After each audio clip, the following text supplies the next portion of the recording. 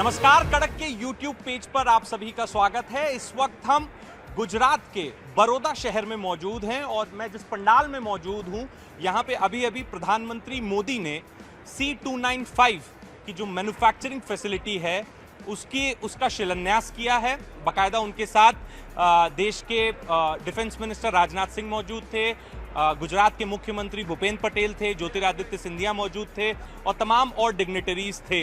एक ये विशाल पंडाल यहाँ पर लगाया गया था। आप देख सकते हैं एक भव्य तरीके से टाटा एयरबस कंसोर्शियम जो कि इस फैसिलिटी को बड़ौदा में बना रही है, आज शिलान्यास किया गया है। 2026 तक पहला मिलिट्री ट्रांसपोर्ट एयरक्राफ्ट बड़ौदा में तैयार होगा जो कि इंडियन एयरफोर्स को सुपुर्द किया जाएगा। एक हिस्टोरिक डे है आज, क्योंकि अभी तक भारत में एयरक्राफ्ट्स नहीं बनते हैं। जो भी एयरक्राफ्ट होते हैं वो बाहर से मंगाए जाते हैं। ये पहला ऐसा मौका है जब Bharat make in India aircrafts बनाएगा। और आपको बता दें कि 96% इंडिजिनाइजेशन होगा इस एयरक्राफ्ट में।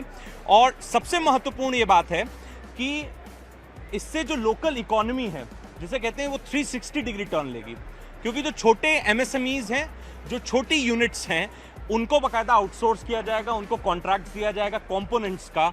और बताया ये भी जा रहा है कि न सिर्फ गुजरात के, बस आसपास की भी राज्यों की जो छोटी कंपनीज हैं उनको ठेके दिए जाएंगे। तो एक तरीके से लोकल लेवल पे रोजगार जनरेट होगा। हिस्टोरिक इसलिए क्योंकि भारत एयरक्राफ्ट बना रहा है और जो छोटे उद्योग हैं, जो कि बेचारे हमेशा, जिसे कहते हैं, हर सरकार उनको हाशिए पे रखती है, उनका योगदान होता है बट कोई सरकार उनकी सुनती नहीं है, तो उन छोटे उद्योगों को काफ़ी फायदा होगा। मेरे साथ एयरस्पेस में ये कंपनी है गार्डनर, उसके ओनर बिजनेस डेवलपर मेरे साथ यहाँ पे मौजूद है। आपका नाम सर? माय नेम इज किरण, आप यहाँ पे आज आए हैं। प्रधानमंत्री जी की सभा थी, C295 की मैन्युफैक्चरिंग यूनिट को सुपुर्द दिया गया गुजरात को। कैसा महसूस करते हो? कि आपको लग रहा है कि आपकी कंपनी को भी आगे चल के एयरबस का ठेका मिल सकता है, कॉन्ट्रैक्ट मिल सकता है?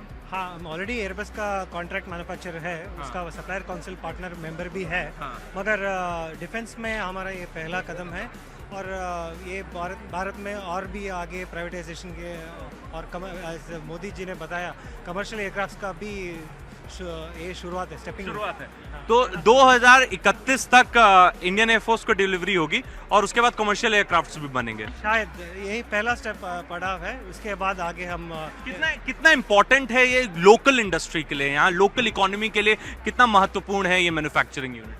बहुत होगा, क्योंकि हमारे पास टेक्नोलॉजी भी है और we have the resources as well. All we got to do is we had to place the right people, right customers in place. Government was always a stepping stone for the foreign companies to come in and invest in India. So now, because of stable government what we have, that's the reason more FDIs are happening in India, a lot of investment happening, a lot of growth opportunities there. Like what I feel is, if we are able to increase like 10 rupees of business for India, 10 people will get the job and 10 family will be fed.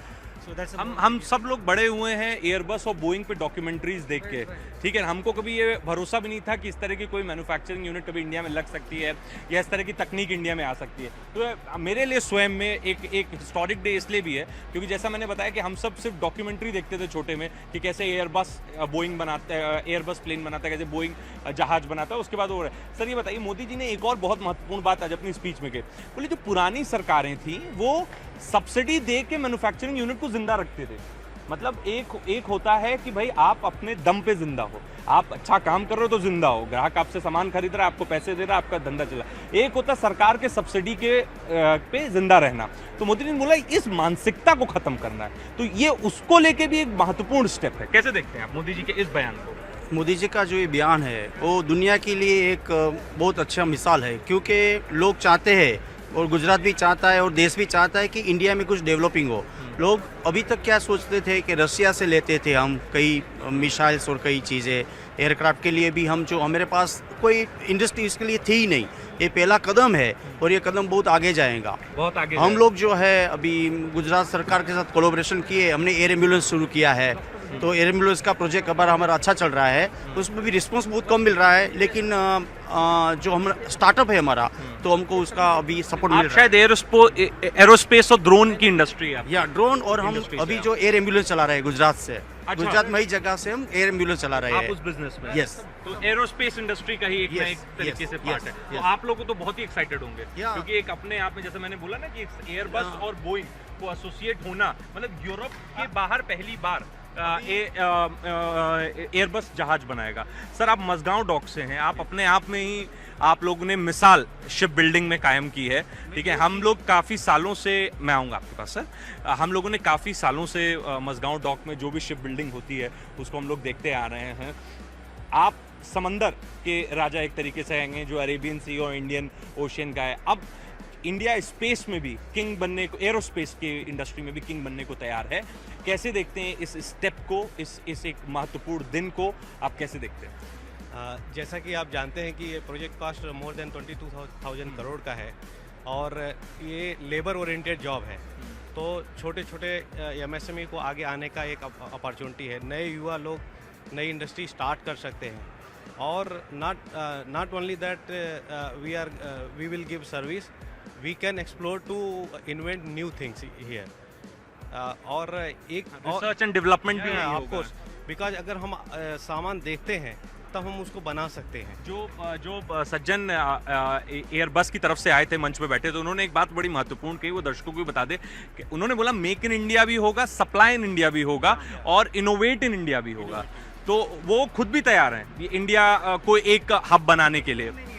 आप जब कोई equipment देखते हो तो आपको एक जिज्ञासा होता है कि आप ये बनाओगे, और जब आप स्टार्ट करोगे, क्योंकि एक कहावत है कि जब ये स्टार्ट करते हो तो 50% काम वहीं स्टार्ट हो जाता है, ख़त्म हो जाता है। नेक्स्ट 50% के लिए आपका एफर्ट होता है।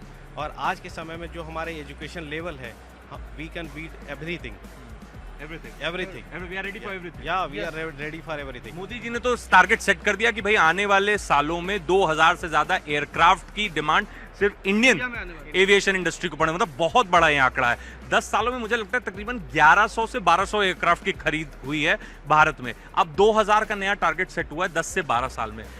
इस क्या यही एक कारण है कि यूरोप की एक कंपनी जो कि विश्व जगत पे, जिसे कहते हैं, जिसका कब्जा है एरोस्पेस के बिजनेस में, वो यूरोप छोड़ के, एशिया छोड़ के, एशिया पैसिफिक छोड़ के इंडिया को उसने चुना निवेश? क्या आपको लगता है यही है, क्योंकि उनको भी दिख रहा है कि भाई कमर्शियल स्पेस में बहुत यहाँ पे स्कोप है?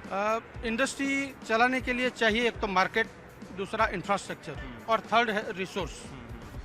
भारत में ये सभी चीज़ मौजूद है। जैसा मोदी जी ने बताया, India is the third largest air traffic India में है, हाँ, है। और आने वाले समय वो सेकंड नंबर पे पहुंचने वाला है। जिस हिसाब से करंट गवर्नमेंट इंफ्रास्ट्रक्चर पे जोर दे रही है, तो इंडस्ट्रीज़ को एक अच्छा रेडीमेड इंफ्रास्ट्रक्चर मिलेगा।